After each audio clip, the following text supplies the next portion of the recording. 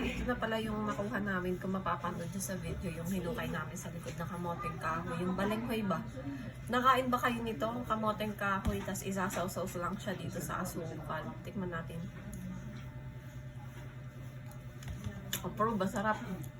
Hindi siya magayot. Medyo maligat din.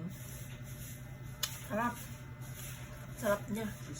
Nung nakaraan, medyo kami nahukay ni Inay sa likod.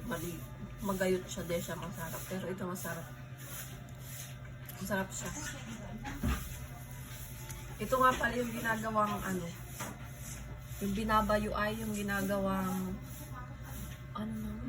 Ayun, dinagto kung alam nyo. Nilupak sa iba. Sarap. Sarap yung mga tamang tao, malasa yung kamote. Diyan sa ano, mapait. Kasi may mapait na ganito ay.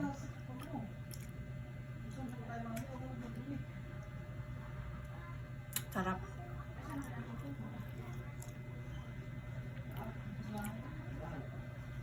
Ito na lang. Ay, pinuto. Kamote lang. Tagpo. Dito din lang. Sarap niya mga tamang tao. Isa pa. Uy, nakasabihan! Sino ako?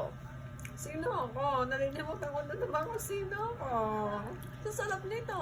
Sino ako? Sarap. Sarap niya.